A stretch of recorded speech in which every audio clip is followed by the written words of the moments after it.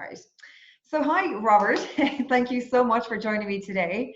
And yeah, so let's have a chat all about, because you are a musician. What exactly, I suppose, like people that might have heard of you already, what kind of music do you do and how long have you been in the industry? And I suppose also kind of tell us a little bit of background and how you got started and why you decided to get into music. Yeah, so to start off, I suppose genre-wise, I'm quite open. I would say there's always the like pop umbrella over everything that I do. So it always comes back to being fairly traditionally structured pop songs.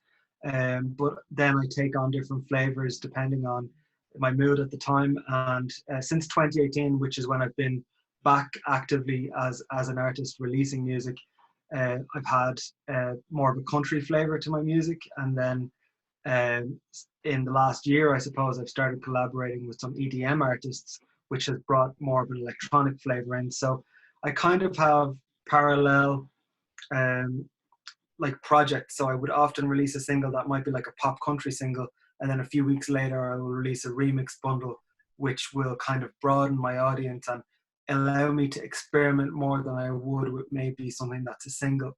So I usually try to, with some tracks, I'll give it over to the producer to remix and I won't have anything to do with it. But then with a couple of guys that I've got to know better, I will have a lot of input over how a remix might sound. So that's genre-wise. As for sort of how long I've been at it, my very first single came out in November 2006. Wow. My first album came out in April 2008. And then I went away from 2009 through the end of 2011, and I came back with a new EP in 2011, 2012. And that was my first experience completely independently. I worked with the AWOL label in 2011, 2012, and I did the EP and a remix EP. And then I completely wrapped up everything to do with music in 2013. And I didn't release anything else or record anything else until 2018, January 2018. I got back into it. So I went off and I was a student again. I worked as a journalist, which turned into working in social media, and generally worked in the media on and off for different websites and different brands, but didn't record and barely wrote. So I was barely active as an artist for basically 5-6 years. Okay. And why did you decide to kind of quit music altogether? Is this because you wanted to pursue, a full-time job for a career and I suppose like money as well? That was part of it. I think it was a financial decision at the time. And also I'd driven myself to the point of exhaustion because, at the time the industry was in a sort of transitional period. So I think 2012, we didn't have streaming, but we did have downloads. We Yeah. still had physical hard copy CDs, and they were still the predominant force as far as sales were concerned. So Yeah. there was the cost of manufacturing. There was often the cost of hiring professional PR. There was, if you worked with session musicians. And before I recently actually found out when I was cleaning out my files on my computer, I found budgets and bills and things, and I was just astounded with how much we used to spend Yeah. on a campaign, whether it was just a single or, and you had launches and all of those sort of things. And obviously people still do those things. But for me today, it's completely different, but we'll get to that. But yeah, I mean, the main reason that I stepped back from it was financial.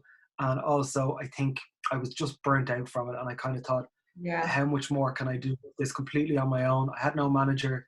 And actually when I recorded the EP in 2012, I went into it, I was going to shop it around as a sort of album sampler to labels. And it was a very kind of turbulent time in the industry. And I think even the major labels didn't really know quite where we were going. Whereas now, obviously, it's quite certain with streaming being the major force and, the money coming from touring and endorsements. But at that time, it just felt like it was a very confusing time to be any sort of an artist, I think. Even if you were Yeah. on a major, that didn't guarantee you anything. Yeah. So in some ways, going back in 2018, I was a lot more certain of the climate. I had kind of spent a couple of months. I mean, I'm always interested in the music industry anyway. So even when I was away from it, I would be a spectator watching what Yeah. was happening in the market. But when I did come back, I came back treating it as a hobby, but also one that I could control completely myself and not rely on hiring anyone, and knowing that even if I didn't make any money from it, that I wouldn't actually lose any money from it either. Yeah. And how much were you spending on PR campaigns in general? Oh, like you could spend thousands. You could spend a couple of grand for you know, an EP or a single campaign. Now, granted, that would have been my first album that I really spent on. I went after the names. So to give you an idea, when I released my first album, it was 2008. I would have hired, like, you know, top shelf producers for half of the album, and then I essentially blew my budget and went to work with, you know, people who wanted to work with me, who Yeah. weren't going to either charge or weren't going to charge much.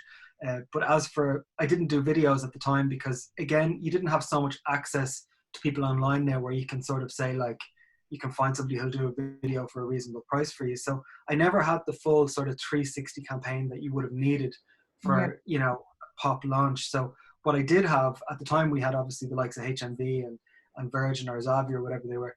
And because I distributed my first album through Universal, which was, you know, a bizarre situation because I never even met the people at Universal. I was with an independent label that hooked up with them. But I had really good shelf placement. I had, you know, my album was on the listening stands. There was good posters.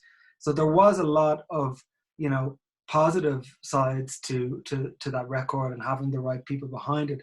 But what I did find PR-wise was that you kind of took a real gamble, because PR is, there's no guarantees with it, and even today there's not. But you sort of can't give somebody several €1,000 and say, like, you know, what's your expectation for this? What, like, have you any idea what I might get back from this? Because obviously if you buy advertising, you know you're going to get an advertisement, whether it's online or whether it's a banner ad or it's in, you know, the Sunday Times or in Hot Press or whatever it is. Whereas Yeah. with PR, it's pure gamble. And It is metrics. you know, yeah, and you understand they can't guarantee it, but a lot of the time you would kind of wonder how much work were they actually putting into it as well, because weren't seeing, like, I was hyper analytical about, right, who have we approached this week, what was the response, and when I wasn't getting adequate feedback back from these very legit PR people who would be known in the Irish industry, I kind of thought, look, I could spend these man hours on this myself and you know, not pay the fee, dead put the time into it. And that's what I did this time around. Yeah, good. Because I mean, that's what I'm always saying as well, like to artists too. It's just like basically, like, I mean, you're going to be putting your money into like doing a PR campaign, particularly when you're starting out, like, there's absolutely no point whatsoever, because the whole purpose and the beauty of a PR campaign is that, like, you're already gaining momentum in the music industry, you're already gaining momentum in the media.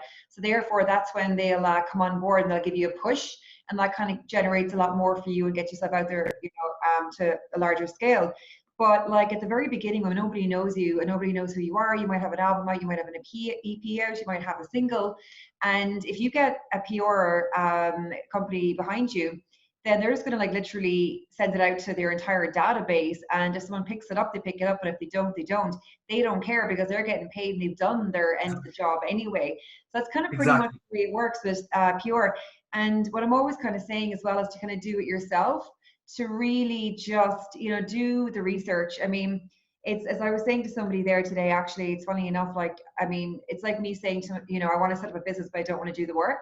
It's the same thing with a musician. You have to, you know, put the work in behind being a musician, you know, because you can't just create music and hope for the best. You have to really push it out there and Not at all. try and achieve your goals, you know, depending what they are, obviously. But of course, it is very overwhelming because 9 to 5 jobs, and then you've got like recording, you've got writing, you've got, you know, your practice, you've got gigs, and then you've got to like do the whole back end of things. So it can be completely overwhelming.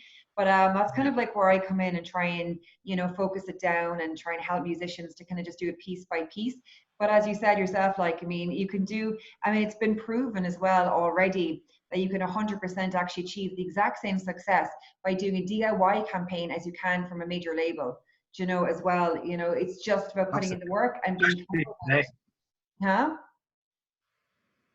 Say that again? We have the access today to the tools. Yes. We have the access to the tools that we need today. Obviously, we don't all have the same contacts, and there can be roadblocks in terms of if you're approaching, let's say, one of the radio stations run by, you know, a commercial entity or a national broadcaster. It's different, but Yeah. I mean, definitely, we're armed with so many tools now, and Yeah. that can be overwhelming in itself. But Yes. what you're saying, I completely agree with. You can have that outcome, and you also, I think, need to realize before you get into it, don't rush ahead of yourself. Like, I've made all of the mistakes you could possibly make. Yeah. With the first album, you know, like before I even got to releasing that, I sort of knew there was no demand for an album from me at that particular point in time, right? Yeah. It was a mistake to go ahead and release. It was an artistic choice to say, it's ready, I want to put it out, whatever would be, would be. The deal was in place. You know, I was with an independent label at the time, and what actually happened was they had struck a deal with Universal, or a subsidiary of Universal, who would distribute the independent work that they felt would kind of, they could put their name on. They wouldn't pay for a marketing budget or a PR campaign, but they Right. would give you the full service in terms of store placement, being on a good page on iTunes, all of those sort of things. So Yeah. it was like, it made sense. And when I heard that that was happening, I was like, right, let's just get it out. You know, somebody could have said to me, if I'd had a really great advisor at that time, somebody could have said to me, look, it's too early, do another single, do more support gigs, take your time, because you can never do your debut album again. It's done. It's, you know, once it's Yeah. out, it's out. And that, whatever it does, numbers wise, it does. And there's no going back on that. You can't rewrite your story. You know, people try to rebrand and delete things from their catalog, but like the internet's there and it remembers, you know? Yeah. That's it. That is so true. Like, yeah, I mean, that's a good point as well. Like, it's just to kind of take your time and, take a step back and do things right as well. But also, don't kind of waste time on perfecting things either. There is that fine line, Okay, because yeah, because at the end of the day, I mean, you can, put it off and put it off and put it off until you get it just right, and then the timing could be too late. But at the same time, too, you absolutely. want to, yeah, but you also kind of want to kind of get it out there, but without putting pressure on yourself and without kind of, feeling this the stress and the strain of getting it out there. Because, as you said, like once it's out there, it's out there. So, but there is as well like that kind of importance in being consistent with music too, because I mean, you could have a really good run where you're releasing lots of music and then you're releasing your EP and then your album, and then nothing for maybe a couple of years or a few years, kind of like I agree. yourself Yeah. actually. Yeah, Exactly but the mistake that I made. Yeah. And for me, it was yeah, like a lifestyle choice. And I suppose the thing of like me feeling it was impacting me in such a way that, you know, financially and just in terms of how much I had taken on, I was at college, I was working, I just had spread myself too thin. And I think something had to give at that point. And it was like, you can only pump so much money and so much time into something.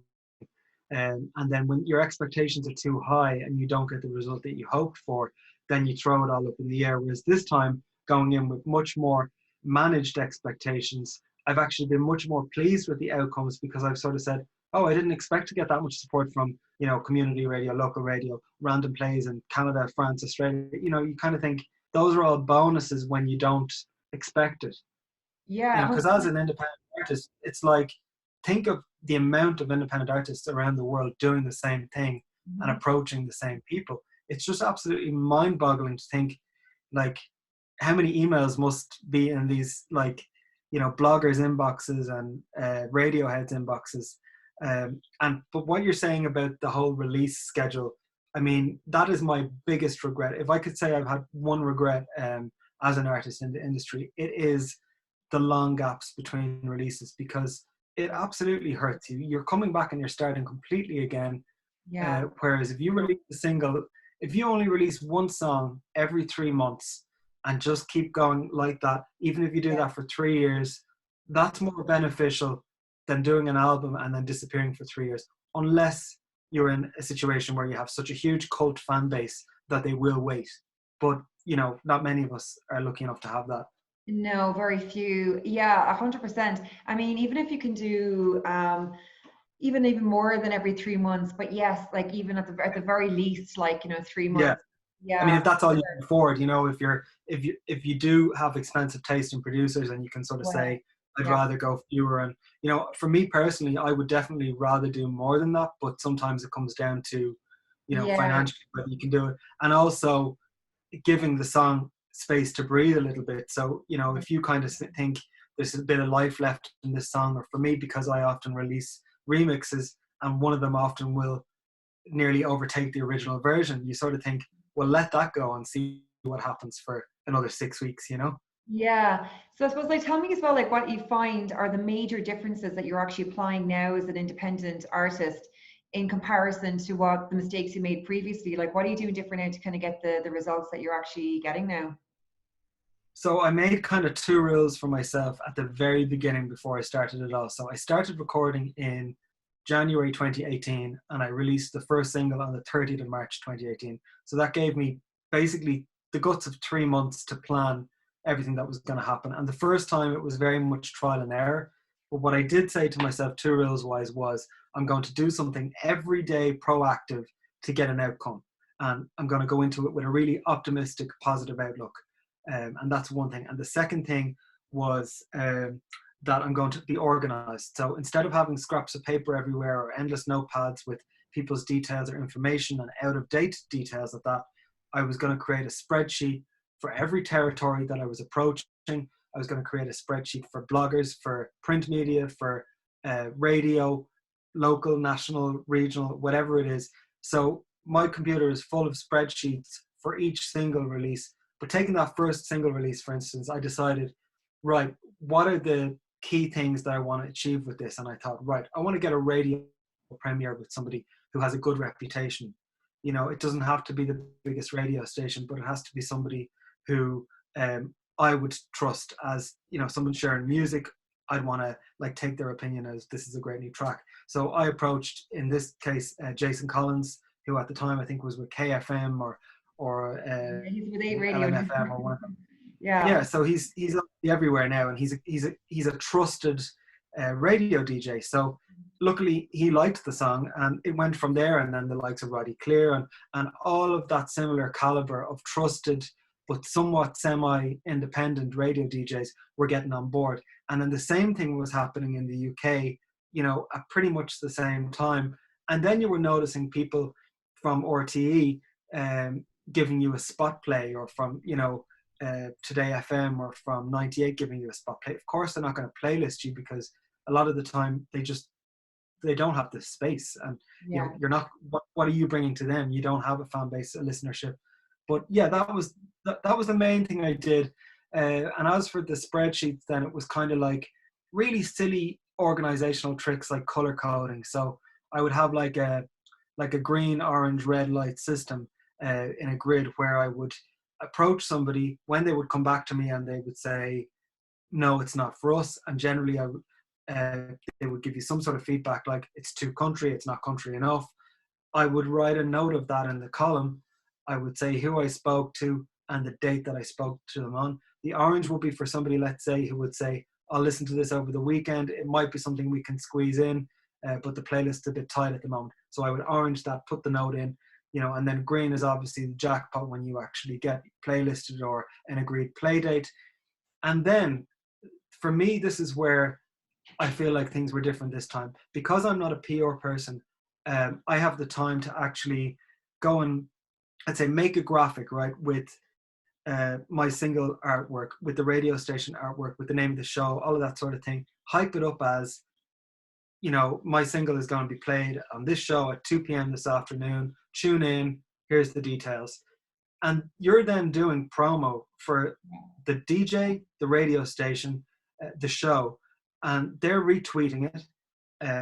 They're putting it on their Instagram story, and they can see that you're active across the board on your social media. And this is not a joke. Even if you treat it as a hobby, but one that you're very consumed by or passionate about. You know, I do say it's a hobby, but also I put a lot of work into it that it looks as good as it can look as an independent artist. I think for me, it's all about, not to say it's all about appearances, but I would never want something to look amateur or unprofessional. And the one thing that people have said to me when I will go in for a radio interview is, who does your graphics? Who does your, you know, social media or your PR? And I say, that's just me on my laptop. You know, and they do notice it. You kind of might think that would go over their heads, but they notice. So the one thing I would say to artists is be organized and be like, treat it as if, like, it's got to be like almost tunnel vision for the 6 weeks that you're promoting. That's all you're doing. Everything else is secondary. Yeah, 100%. I mean, it's just like, about showing up professionally. I mean, I've been saying that as well because, I mean, it's the same thing with any job or any career or any business you might have. I mean, the more professional you come across, the more credit you're going to achieve for yourself, the more people are actually going to pay attention, and the more, legitimate you seem. So yeah, when you're creating all Yeah, those graphics and things like that, and putting different logos and promoting it and everything else, that does come across as professional, as you said, as well. People actually notice that. So it is very important to be doing that. And I'm always saying this as well, consistency is key. So, I mean, yeah, particularly if you're doing like a 90-day launch as well, you have to be consistent every single day showing up online, every single day posting something. But at the same time, too, as you're saying about being organized, that's really important because you can actually make it easy on yourself if you are organized by using sure. tools. And as you said as well, there's so many tools available that you can do something like even like Hootsuite or Later for Instagram. They're two amazing tools where you can just populate those tools, set a time for them to go out, and they can go out every single day for the next week, 2 weeks, 3 weeks, or for the next month. Or even for your Yeah. entire 3 month campaign, you can pre-launch the campaign for it to kind of go out for those 3 months, and you can be doing other things in the meantime to help promote it as well. So that is hugely important. I just wanted to mention one thing as well that you said at the very beginning. About mindset. The first thing you were saying is that you noticed what you did different was this, kind of having a positive attitude and thinking about, kind of going into everything in a positive way. That is something that is massively important as well, because mindset sets the stage for everything you do. Because if you're going to do I something believe that. for the sake of doing it and you're just pushing yourself to do it because like you're not, in the mood to do it, you're not feeling it, you're cranky about it, whatever, you're feeling negative about it, doubts about it, that is going to penetrate. The energy of that is going to Doubt. penetrate That's whatever the you're word. actually Doubt. Doubt is a disaster for an artist. I mean, if Yeah, you look at somebody, and I always refer to the most like egotistical people in the world. If you look at somebody like Madonna, or if you look at somebody like they were going to say in the sport, Bono. if you look at, Madonna, well, yeah, I mean, maybe, but if you look at somebody who's just got that steely confidence, right? yeah, Whether it's in the music world or whether it's even in the sports world, if you look like somebody, whether you like him or not, somebody like Conor McGregor, for instance, who has that bizarre tunnel vision that yeah, nothing anyone can say actually affects their self-perception, and the idea that they are going to go about this regardless to what happens around them. And so for me, when I put out Resistance, which was my 2012 EP, I was plagued by doubt. And because I'd been rejected by major labels for the release, I suddenly thought, it's not great. I'm just going to let it slip out. I'm going yeah, to do my little round of promo, and then I'm going to go hide under a rock. And I yeah, felt, even while I was doing promo, I listened back to some of the interviews, in later years, and I thought, God, I sound absolutely miserable. I wasn't even standing over my own product while I was promoting it. How on earth could I expect somebody else to believe in me when I didn't even believe in myself? yeah, So this time I went out with, like, the first thing I suppose was leaving the studio. I was happier with the work because I made it for me, and I made it saying, this has taken me 6 years to get back in the studio. I'm not going to make something just for radio that may or may not get played.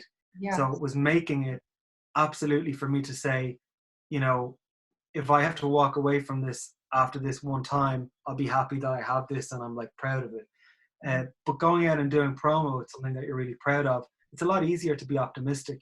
And within a week or two of doing these radio approaches with that positive outlook, I noticed a big, big shift in the sort of responses that were coming back to me. And it was about like the positivity was feeding more growth and more positive responses. At least it felt that way. And if it was a placebo, then fine. But Yeah. either way, it made, like, I felt better doing it, and I certainly felt better, hearing my single get played on the radio and great feedback. Amazing. That's what's really, really good. I mean, it's the beginning of everything you do, no matter what you're going into, whether it's a project, a business, a career, to have the mindset, the correct mindset is just it's just the only way forward.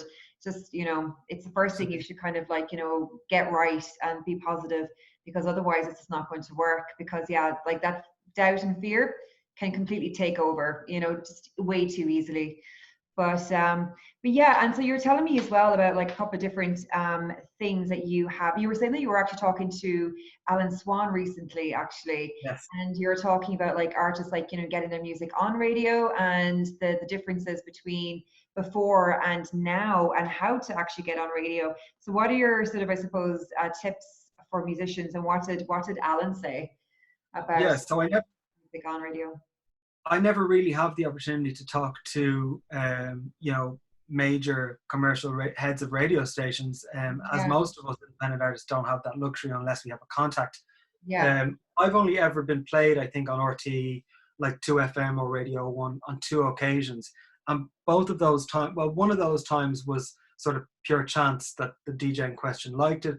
The other time, it happened to be a friend who was really into the track and eventually managed to get it approved for play, because with the likes of RTE, it isn't a case of just slipping an MP3 on and saying, oh yeah, that's my friend, or I really like that track.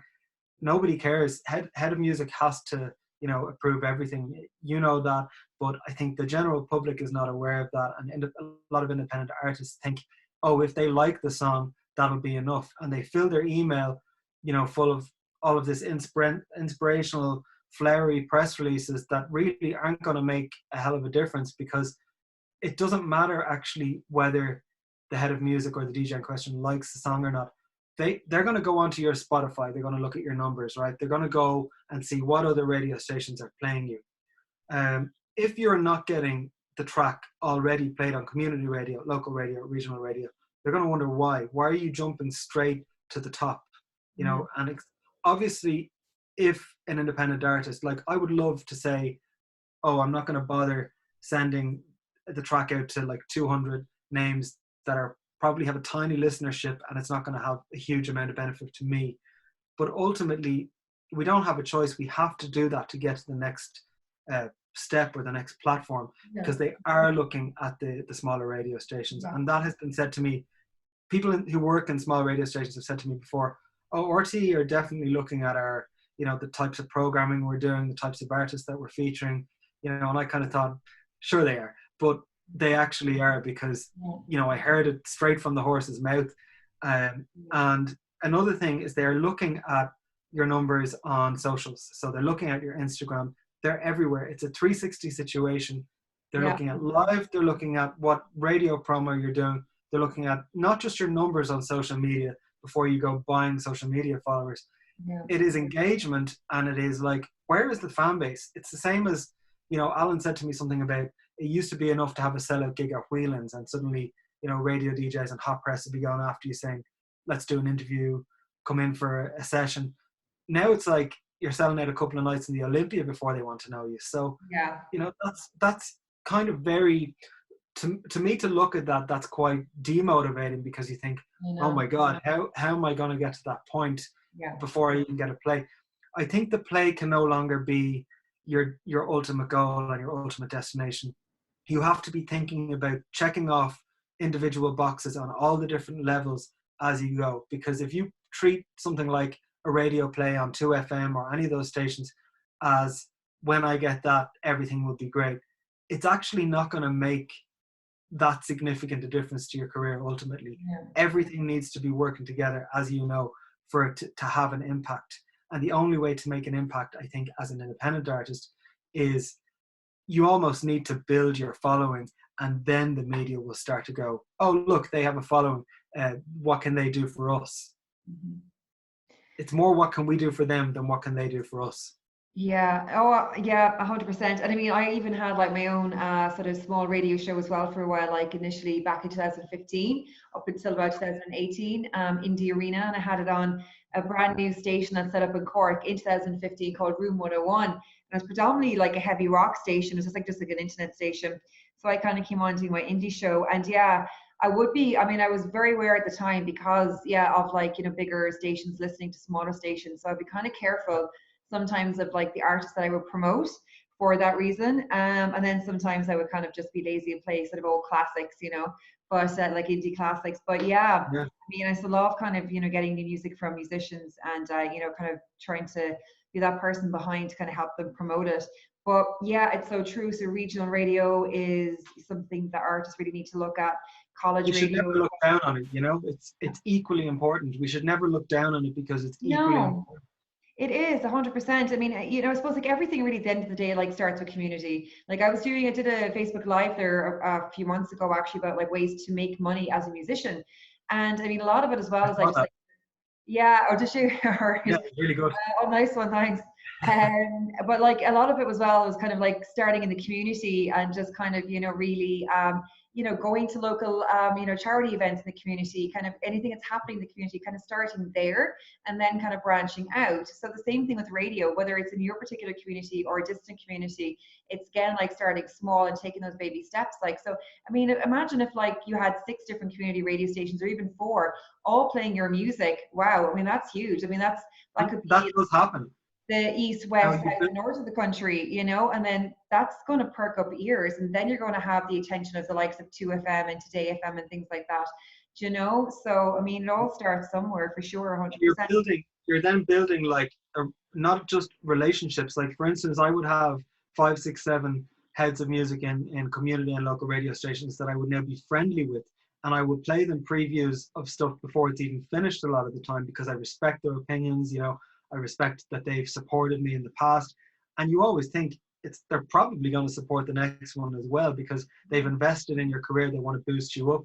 They will often then hire you for, like for instance, I've worked with the likes of Phoenix FM in Dublin 15. They've booked me for gigs, for, you know, for events, and it's like it all feeds into each other. You can see how, at the same way as on, you know, a national level, how RTE might have somebody appear on one of their live shows that they play regularly on radio, that will get a slot on their primetime TV show. It all ties in together, you know. So if you're building those relationships, you're actually kind of protecting your future self, because Yeah. if you are giving them content and quality content and keeping them up to date on it, the chances are they will say, this is a reliable person. It's like being a freelancer. If you're like a freelance graphic designer working for a corporate brand, if you come up with the goods, you're on time, you know, you're giving them what they want, they're going to come back to you when they have Yeah. something. It's kind of going again back to like being professional 100%. Like you have to kind of show up, you have to be there, you have to be, I mean, even like when you're out playing gigs and things like that, you have to be nice to people. You know, it's like building relationships with the venues, you know, because like if somebody drops out, which is completely possible and does happen, you know, a band can't make it or something like that, or if they're traveling the country, there's an issue or whatever. And then if you know, if you're nice to the venue owner or whatever, like, you know, you can just jump in and take their slot, and that's how Exactly. bands actually kind of launch themselves as well. But yeah, it's all about building relationships, because at the end of the day, it's all networking, and networking is key as well. Consistency and networking and perseverance are the 3 top things Yes, I I would agree. say. Perseverance is probably the most important, because you Yeah. are going to be constantly knocked, and you know, you'll take 2 steps forward and 3 steps back. And actually, something that Alan Swan, it just came to me there, said to me about the live scene. I kind of was under the impression, you know, I basically formed a live band this time last year, and we played our first gig, and then we played a number of gigs through the year, mostly in Dublin, um, up until sort of November. And we played a lot of the singer-songwriter nights and a lot of the like the indie type nights that you expect, where some of them will give you 2 songs, some of them will allow you to be on stage for 30 minutes. I thought I had burnt out on that, and you know, will it start to look desperate if I keep going around in circles without making progress? And that's sort of what happened to me the first time around, except for at that time it was pay to play. Thank God, you know, that's not the predominant way things are done now. But what Alan said to me was, actually keep doing that while also booking a headline slot for yourself that's several months away, which you can then target your social media advertising towards and your social media campaigns towards, and also your singles. So, you know, when I release a single, I think of that as being the last thing. I'm not thinking beyond that particular single. You know, you're thinking of that being the outcome. Whereas if you have a big headline gig in October and you're now in April, you think, I can get 3 singles out and have campaigns running for each of those, while also, you know, thinking about that gig in the back of my mind, and how is this single going to lend itself to promoting also the gig, like pre-ordering tickets, and you know, so there's a lot to think about. And that's one thing I wasn't doing, was I had like almost 2 parallel concepts. So live with the band was over here, and single releases were over here, and they were on 2 separate tracks, and they never came together. So, you know, when we come through the other side of this pandemic, I mean, I will definitely be finding ways to integrate the 2. Yeah. I think that's really important as well as foresight, you know, just kind of having that sort of end goal vision. I mean, that's one of the kind of top things that I always talk to people that are on the phone to, like, you know, clients that sign up or potential clients, is like, what are your end goals? And I mean, if I feel they're too small, I'll kind of like start talking about that and try and get them to extend them, to kind of go, okay, well, that's great and good and grand from now. What about after that? What about after that?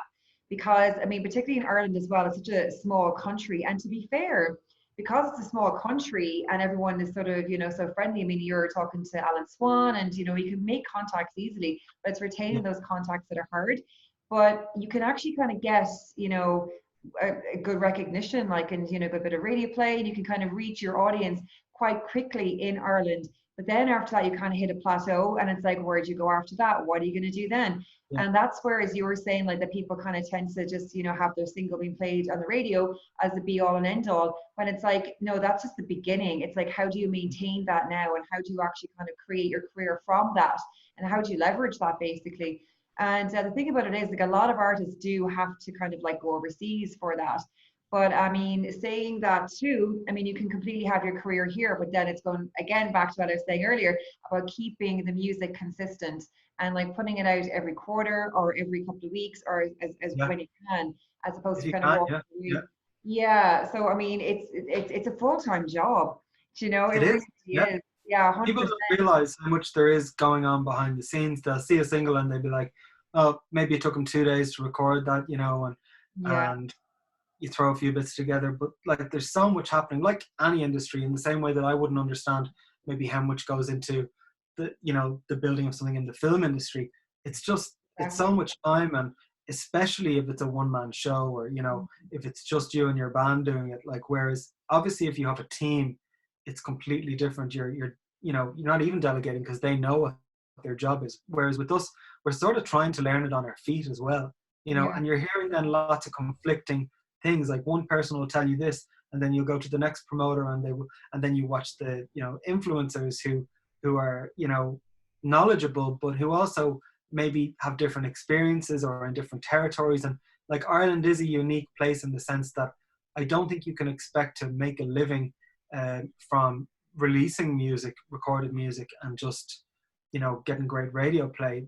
That's actually not gonna, it's not going to be something you can make a living from. You're definitely going to have to be a touring act, or if you manage to have a particular, if there's something about you as your act or as a band where you can get an endorsement deal, let's say, whether it's you know, some, let's just say for instance it's a clothing company. Like, if you look at that if you look at that band, that boy band Chasing Abby, they had a very particular, like, athleisure look, and you can see how, you know, they would get kind of uh, deals with the sports brands and sort of that sort of thing. So I think, as much having in mind, how can I use the music as a springboard to get other things coming in as well. It's like, you know, you see triple threats where they also happen to be a TV presenter, and then they do some corporate private gigs as well. I think, I mean, the thought of it is exhausting, but I think Yeah. gone are the days of just being a singer-songwriter and that being enough. Unless, like, for me, I have, you know, jobs as well, or at least I did before all this started. Yeah. Um, but, you know, for me, I have the security of, like, the financial end of things being looked after by work, and then with my music, it's like I can make whatever choices I want to make because I'm not relying on a financial income from it. But I think if you were, then you have to be very, very savvy about, you know, what the end game is. 100%. And tell me as well about Spotify, actually, because I was when I was chatting to you there yesterday, actually, you were saying about what I was saying about how it's nearly more important than radio at the moment. And after having a chat with Alan Swan about that, would you say, well, I suppose like he's obviously going to promote radio, so maybe you mightn't Yeah. mention that. And you have to be very careful about what you say to radio people as Yeah. well. Well, I mean, it's equally as important, let's say, as radio. So, I mean, do you have any sort of like tips maybe for artists like to kind of get on playlists and things like that, and just like the importance of actually getting on playlists? I'm still navigating that territory, but for what I can gather so far in my Yeah. experience, and I've had I'm still very much on the small end of the scale in terms of listenership, but I have had quite a dramatic jump of 150% in my Apple Music listeners in the last week, right? Okay. I tried to figure out how that happened. Yeah. I realized that I had made it onto 2 non-curated playlists from publications. So let's say, for instance, there's a website who has done a feature interview with you, and then they throw your song on their Spotify playlist or Apple Music playlist or both. Yeah. Suddenly, you're getting these sort of accidental listens from people who follow that playlist and just have it playing in the background. Whether they've engaged with the song or not, it doesn't make a difference, because it's a play. Ultimately, it's a stream, and it will eventually be a financial entity. Yeah.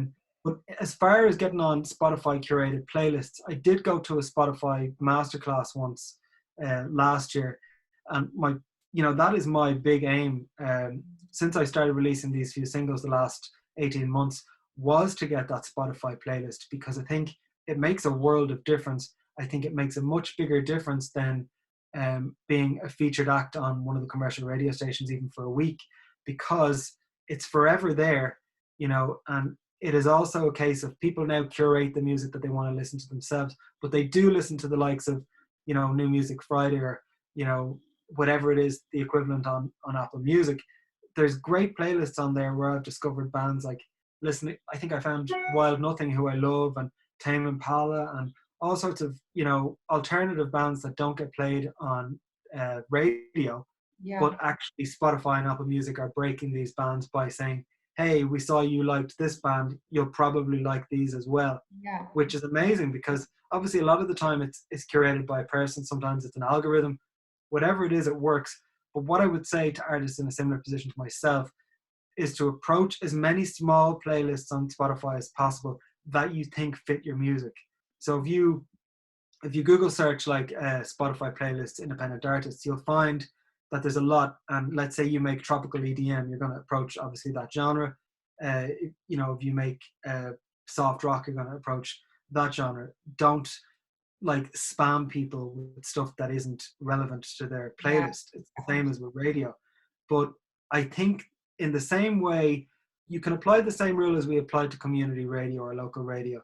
You can approach all of these small playlists, and then when you start to get like the tick of approval from these guys and you're on their playlist, your streams are going up. Spotify, in the same way as the major radio stations are looking at the community radio, Spotify are looking at the smaller playlists. And so you're it's like a grassroots situation. You're in on the ground floor. They want to get in when they see success starting, and so then they will endorse you. But I suppose the issue is, you look at any given Friday, how many singles are released, even just in Ireland or in the UK and Ireland. How do you get the Spotify curator's attention when you don't have access to these people? There is an opportunity to submit your single weeks in advance, and they say give at least 3 weeks. I say give even more if you can. Yeah. If you have Spotify for Artists, which every artist should have, both Spotify for Artists and Apple Music for Artists, before you even consider releasing anything, and then you can submit it. The important thing is that your song inside out, in the sense of what is the mood of your song, what sort of playlists would this fit. So they do ask you to describe your song. Like I released a single called Real Good Fight last year, and it was about kind of self-empowerment and coming through the other side, all of that kind of thing. And I thought, this is quite inspirational, so tick the inspirational box, empowerment anthem. And it's like, I knew what the song was about, because sometimes you'll write something and you'll be kind of, as soon as you get into promo mode, you forget about the context of the song. You actually need to keep all of that in your mind. Mm-hmm. But there's no short and fast way to get in a Spotify playlist, I think. If there was, many of us would have it. But I do hear of people getting them quite randomly, and then also not knowing what to do. I have a friend that works in radio, and he told me about somebody who got a Spotify playlist without expecting it on a New Music Friday situation. And then he panicked because he thought, I'm not ready for this. I don't have a promo plan in place. And so he didn't know what to do next. So it can be equally difficult when it does happen. So I think maybe, I know this was a very long-winded answer, but I think maybe think about everything that you are doing that you have control of. So I don't have control of getting on the Spotify playlist, but I do have control of potentially getting on a lot of the smaller ones by magazines and websites. So look after that and let them figure out when to come to you. Yeah, I think it's a kind of a good piece of advice actually that you mentioned is like treat it the same way as you would treat like approaching local and regional radio stations, because it is the exact same. That's kind of like the advice I was giving to somebody that I'm working with there recently as well. And the reason why, I mean, and I kind of pretty much like suggest the same thing as well, as kind of have a look, Google and research the playlists that suit your music and suit your genre and try and approach them. But for some, and also another really good way is to create your own playlist and put people on your own Yes. playlist that are in similar music or similar genres to yourself. So that if you're listening to one person and then Exactly. it goes on to your song, it's like, you know, you're going to be discovered. But for some reason as well, I think that it seems to be very confusing for artists, but I don't think they realize how simple it is to create your own playlist, because you literally just Oh go yeah. on to Spotify, click the three dots and create a playlist. But because I was dealing with somebody there and they were saying that like, oh, they can't get their head around it. But I think it's like they're overcomplicating it, and it's just like you have to kind of go on and do it. But Yeah. honestly, for artists that are listening, I think that like creating your own playlist with artists that are similar to yourself, I think that's a great way forward for So sure. important. So Yeah. I actually was struggling for content last year. I went through a dry patch with radio where I just wasn't getting the same support that I had for the previous single, and Mm, so I decided to make Spotify playlists. And so, brilliant. you Yeah. know, again, I branded them in with my social media branding. I tried to engage people by linking with a couple of the songs that weren't my own on the likes of Instagram stories. So, you know, if I was making for a remix, let's say an EDM playlist, I was dropping in like a popular Kygo track at the time, or you know, popular Avicii track at the time. So it meant that's kind of reaching out and grabbing people's attention. And then if you bury your song at like track 4 or 5, they're probably already going to be into the playlist at that time. Yeah. You're getting the stream. You know what I mean? It's about, I suppose, being a little bit subtle about it, not overcrowding it with your own music, but definitely in the same way that radio stations want you to be promoting them as a brand, Spotify are watching. And I sometimes think, is it maybe a good idea to keep your Spotify and your Apple Music posts on social media separate? So, for instance, if you're picking a time to say, check out my brand new Apple Music playlist, you know, my EP is also available there. Maybe you're going to tag in Apple Music and a couple of their cool playlists, or hashtags even, and not do Spotify in the same, because you have to remember at the end of the day, these are rival companies, and you kind of want to not show loyalty because you're going to do both but maybe just not do them in the same post. Yeah, that's a good point, actually. Yeah, I kind of predominantly am on Spotify. I don't really listen to Apple so much anymore. I used to, but now it's all Spotify. I love Spotify at the Yeah, moment. no, Spotify is a great service, but I think Yeah, the reason I hop between both is to yeah, try to keep a level of familiarity. of course. Uh, But like, yeah, no, as an artist, it's completely different because obviously you're buying the music and the songs as well, like from Apple. So it's really important to promote. yeah, But yeah, no, to keep them separate is really good advice as well. Like, yeah, because obviously they're competition with each yeah, other, competitive companies. Like, so you don't want to. Yeah, and you said like they're watching, so of course yeah, they are. Yeah, yeah, yeah, they yeah, definitely are. I mean, yeah, that's the general rule, I think, across the board is to play this like a game yeah, where the media that you want the attention of are likely already watching you. And yeah, so actually, you need to play a really good game, and you need to make yourself look like the version of yourself that you want to be, act as if you're already there. I mean, creating your yes, identity.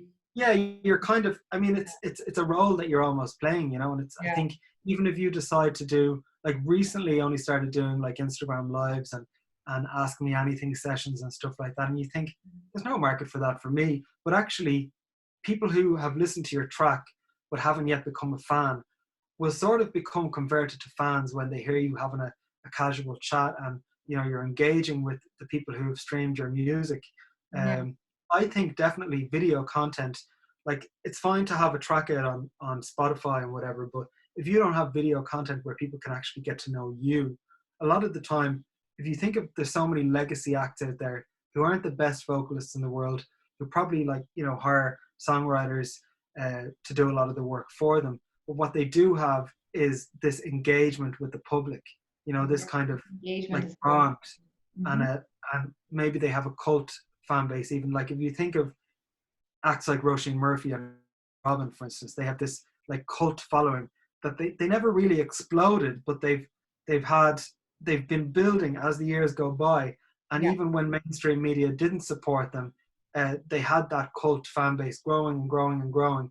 And because they gave back what the fans wanted, they gave back that engagement, they gave back, you know, like even another act that I would follow and be interested in the way they operate their catalog would be Pet Shop Boys. They release a lot of reissues, remasters, remix bundles, you know, legacy items, exclusive items for fan club members. I think it's about creating this like this environment for your fans. And even if you prioritize, for instance, people who sign up to your mailing list and have them as somebody who's going to get like an experience the next time you have a gig, like they get to go backstage with you and your band, or you know, they get to hang out with you for a drink afterwards, or those are things that people will maybe appreciate, like experience based. Yeah, it's like the law of reciprocity, you know what I mean? It's kind of like if you give, you'll get back, you know, at the Yeah, same time, like, you know, so I mean, yeah, with engagement as well, I'm always saying to people, like, it's really important for the fans to actually engage. So therefore, if you're going to create a post, create a video, whatever, like, and you put it up on your social media and someone like likes it, shares it, comments on it, and you just do nothing, then they're just going to be like, yeah, okay, we're going to go on to the next thing. Whereas if you actually, you know, respond to their comment or you like their comment or whatever, they're going to be like, oh my God, that's cool. And it's like a fan for life. So, you know, having that drink with them, it's a fan for life, and that's kind of the reciprocity. You know, where it comes in is because like they want to kind of like support you then because you were so nice to them. You know what I mean? So yeah, so that works 100%, and it's really important to engage with your fans. But I just wanted to ask you as well about distribution, because you were saying that like when you yeah. initially had A hot topic for me right now. yeah, because you were, you know, in the industry for years, and then you left it for years, and now you're back again, and you were saying that you had issues then like reclaiming your masters and everything. So tell us about that and like the pitfalls that you found. Yeah, so this is for me about 3 weeks ago, when we went into this sort of lockdown situation that we're in at the moment. I wanted to give myself some tasks that I generally put off. So, you know, when we're working and we say, oh, I don't have time to undertake a big task, or, you know, and I like to try and keep my website in order, but then there's things beyond that, like the way your Spotify looks, or, you know, I think I like to keep everything uniform. But because each of my releases over the years has been with different distributors, so let's say 2008, 2006, the first single went out through Matchbox Recordings, which was an indie label in the UK. Then my album in 2008 was supposed to go out with them as well, but then obviously they struck their deal with Universal, so it went out through Gene Pool Universal. And then when I came back in 2012, I got with AWOL, who are absolutely impeccable to work with. They put out the 2012 EP and all of its corresponding singles. And then when I came back again, AWOL had been bought over by Cobalt, a larger company in the UK, and so they were out of my reach as technically a new artist again. And so I had to look at who were my options. So I went with a company called Amuse, who were a Swedish company who charged nothing up front, didn't take any of your royalties, simply used your data for research for their company. And so in the same way that someone like Facebook or Twitter might do. And so if you think of all of those different labels that I've worked with because of their convenience or whatever set of circumstances I was in at the time, that's how my catalog then appears. And obviously everyone has a different house style, and like some of the issues that I've encountered is somebody spelling my name grammatically slightly wrong, and therefore it appears on a different artist's page. So let's just say something stupid like the apostrophe in O'Connor being separate from the C. That causes Spotify to think that is a different artist, or you know, a separate act, and places it on a different page, or you know, and the streams end up in the wrong place. And there's all of these issues, or metadata being wrong. So I mean, look, we could talk all day long about metadata. It's another subject, and it's one that I've just learned about properly in the last year or so. And I think a lot of artists have no idea about it. If your metadata is not in order, everything's everywhere, and you're probably missing out on a ton of royalties as well, as I learned last week I had been. But as for distribution itself, I decided a couple of weeks ago that I wanted to take everything back in terms of the masters that were scattered all over the place. And because there hasn't been, you know, I didn't think anyone's going to have an issue with this. It's not as if I'd signed any, you know, major deals or anything like that. Everything that I had signed was for that release at the time, and I always held on to the copyright. So the one thing I always made sure of was that, you know, the songs continued to belong to me, that they were simply licensed out to whatever distributor I worked with. And so I went sort of in reverse order. I took everything back from Amuse, which I had released 2018, 2019. That was no problem at all. So basically what that meant was all of the releases got taken down off all of the stores within sort of a week to 10 days. Then I went to AWOL, but because AWOL had been bought over and I hadn't access to my profile anymore, I couldn't actually get in touch with them. It's really hard to talk to a person and not a bot with these sorts of companies. But luckily, I did manage to reach out to them on Twitter. They got me back into my account and I was able to cancel all of these releases and take them back from the stores. They had absolutely no issue with me re-releasing them with a different company. That was, that was fine. The third part was trying to redeem my first album and first single from Matchbox Recordings, who had then obviously distributed it through another company. Bear in mind, at that time, they were paid a very large fee for manufacturing and distribution because this was like 2008, and it was a time when we couldn't do distribution through a free service or a minimum fee service. So that was probably another couple of thousand just for distribution and manufacturing. So couldn't reach the label. Took me a week or so to reach them, and eventually they said, actually we released that through Universal, through Gene Pool imprint, and so I had to get in contact with a guy there, and he had to basically send a letter to say for the stores to take everything down. But in the meantime, me trying to upload tracks, for instance, if I went to SoundCloud or if I went to DistroKid and tried to upload tracks with my name, with the same title as those tracks, it would be rejected as copyright infringement, saying Right. this track belongs to Matchbox Recordings, this track belongs to AWOL. And so even though I owned these tracks, I had no way of proving, well, actually, they just licensed it. I didn't have the paperwork to say that. And so I was only for, the people of these labels being kind enough to actually do what I asked and take the releases down. I could have been left in a situation where, how do you prove what's what, Yeah. So it's taken a couple of weeks to actually, and I'm only now waiting on one album and one single to be taken down, the first one, because they were only requested to be taken down on Monday this week. And once that's down, I can then re-upload, and I will have access then. My main reason for doing this is to have access to the data. So when I make a playlist on Spotify, I can only see the data of the songs that I released through the labels that I'm now on. Whereas anything sort of 2012, 2008, I'm including these tracks on the playlist, I'm seeing that they're getting, 200 plays, and yet I can't see the data behind that. Where are these people located?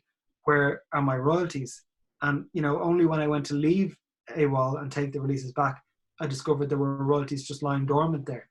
And the same is probably true of the situation with Matchbox, but I don't have access to an app because it's an older company. And so therefore I'm probably going to lose out on that money, because, so it's about, I think, we often jump for the best deal at the time.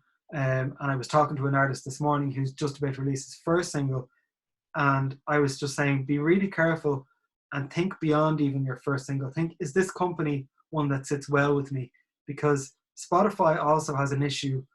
When you take down all the tracks, if you upload those same tracks with a slightly altered title or with different artwork or something like this, they have an issue with that because they have all of the metadata embedded, and they will say, we've previously had a release that's been called this title, so therefore it's a conflict. So you absolutely must get everything absolutely 100% right, and you need to, if a distributor puts something up that's wrong. So for instance, at the moment, I have a remix EP, which is featured in albums when you look on Apple Music.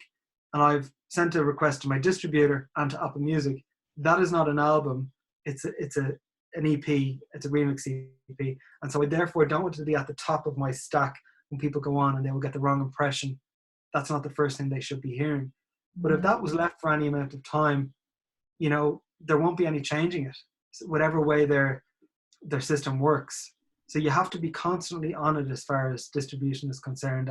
And it means oftentimes being on your distributor's back, saying, this is the way I want it to appear. Why doesn't it look like that? You're almost looking for mistakes, and it makes you sound totally narcissistic, but it's like, it's your name on it at the end of the day. 100%. So would you kind of say for an artist, really, I guess, like they wouldn't really need kind of physical distribution so much now. So, I Mhm. mean, obviously to kind of look into like the metadata, make sure all your metadata is right, because yeah, I remember that myself. Like even when I was doing Yeah, radio, you had to have like all of the artist names exactly written, the idea, the way that like they are presented. For yeah, like apostrophes, everything, the spelling had to be 100%. So would you just suggest maybe like, yeah, to an artist, maybe just to kind of make sure you have your metadata right, and yeah, then just, going through like, TuneCore or CD Baby or something like that, where, mhm. that's just kind of done and it's dusted, and just, obviously you have everything right. And then by doing it like that, then there shouldn't be any other issues in the future down the line. Yeah, And I'd yeah, say metadata is the number one thing. The yeah, second thing is I probably spent about a week shopping around, asking questions of different distributors, looking yeah, at bloggers and people who've had these experiences, and trying to validate what's right for me in terms of yeah, the type of output that I'm going to have. And there's pros and cons to every label and distributor, but I suppose you have to find the one with the least cons for you personally, for your project. yeah, Um, but definitely you want to think a bit longer term. Like, I don't think the habit of jumping from distributor to distributor makes life any easier, because you kind of want to grow your catalog in one place and not be constantly shifting things. And that's why I finally tried to get my house in order. And in saying that, 2 years from now I could say I now have the profile to go back to AWOL and shift everything back, but that would be like a circumstantial thing. Right now I'm with DistroKid right now. I don't mind saying, because it is one of the most popular. The other thing about DistroKid that influenced my move was Spotify have shares in DistroKid, and there is a yeah, connection there. And so my personal belief is that if there's a financial incentive there, is there the possibility that playlists are given preferential treatment in terms of the link between DistroKid artists and Spotify? Maybe that's not true. I did ask at the master class at which time I was with a Muse, what did I have less chance of getting on a playlist because I was with the Muse and not DistroKid? And there was sort of a generic, it doesn't matter who you're with. Um, and actually, that reminds me, one other question I did ask at the Spotify masterclass was, a lot of independent artists are probably going to see these services that offer getting you on a on a Spotify playlist or an Apple Music playlist, where you have to pay them a couple of €100 or whatever it is, and that they will get you on a playlist that has X amount of thousand listeners. Spotify have advised me, when I asked them about this, not to ever go down that road. That's purely a business for that person. You're lining their pocket, and it does not ever increase your chances. In fact, it probably decreases your chances of looking legitimate, and you're trying to buy your way, in the same way that if you bought Instagram followers and then those people are not engaged because they're not real, they're bots. So actually, you're better off to take the baby steps and do things legitimately. And then you're never looking over your shoulder saying, is someone going to realize that I bought my way onto that playlist, or yeah. whatever be it? A So 100%, because at the end of the day, like it's all transparent. And I mean, whether you buy your followers, on Instagram, Twitter, or you buy your listens on Spotify, it will all come out eventually. So it's yeah, definitely not wise to do that whatsoever. So yeah, so listen, thank you so much. Do you have any other quick tips or pieces of advice to mention before we wrap up? I think we've covered a huge amount We have today. covered quite a It was, bit.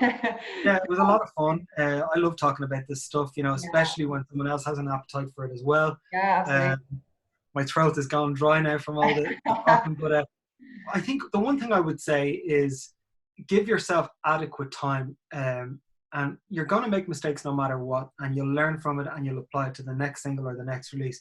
But if I could change things personally, I wouldn't ever rush from the studio to the release. I Mm, would say, as yeah, much as you want something to sound fresh, um, you need to take time, the same sort of time that you put into your songwriting and your craft, you need to put into the promotional campaign. You want to have almost a master plan on paper or on a spreadsheet or whatever it is before you even start sending it out. So I made the mistake with the first single in 2018 of sending it out really excited. People are going to, thinking this DJ is going to love this. And then suddenly you realize your metadata is wrong. Oh no, I sent the wrong format, or DJs don't like receiving attachments. You need to really, really do your research yeah, on how to actually present a single to market before yeah. you just start firing out emails. And I know it's overwhelming, and you do have to make some mistakes, but you want to make as few as possible. You don't want to embarrass yourself, is what I'm saying. Yeah, that's so true, because you don't want to have to like, yeah, be kind of going back and say, oh, can we change this? And oh, I Yeah, forgot this. It just doesn't seem, as we were saying earlier, professional. So yeah, make yeah. sure that everything, you dot your I's, cross your T's, the whole lot. Yeah, it's all above Just board. be as, like, I hate to use the word, but be as OCD as possible Yeah, in your approach to it. You need to be just obsessed. You need to be looking at the tiniest details, because believe me, having spoken to radio people at all levels, they do see it and they notice it, and they will talk about artists who send in shoddy emails. It annoys them when they get a track where they put it up on screen and it no longer has the title or the artist, even not including a mini bio. Obviously, you want to make the radio DJ's life easier, so when they play your track, if you're lucky enough, that they then have something to actually say about you as well, without going digging. So I yeah. think a really great snappy bio or press release is priceless. Just having a really good EPK, so that when you're sending out the emails, you can kind of have, like, in the body of the email, a personalized email to the DJ, let's say, and then just throw in the link of your EPK, so you just click on it and all your information is right there. Bio, any sort of like press quotes, links to your tracks, and high res images and stuff too, like for if it's a blog or whatnot. So Yeah. yeah, it's really, really important to have your EPK up to date and looking good. And look, if this is something you want and this is the dream, you're going to love this stuff. You're going to actually Yeah. enjoy the journey. Like, I think it's such a cliche. It's like the same with anything. It's like with fitness. Don't think about the final destination of this and, okay, have it in the back of your mind, maybe as an inspiration or an incentive, but enjoy all of the moments that lead up to that, because there's a lot to enjoy, and there's a lot of rewards along the way as well. 100%. And I think that's like the best advice to give as well, definitely, because yeah, you have to have a look at the bigger picture, keep it in the back of your mind, and just enjoy the journey as well. Yeah, definitely. Good stuff. Yeah, it's a good note to end on. Yeah, listen, Robert, thank you so much for all of that amazing information and that Thanks great for having chat today. And yeah, so look, we'll stay in touch anyway, and we'll be hopefully back with more. So thank you so much once again, and have a great weekend. me. You too. Thanks.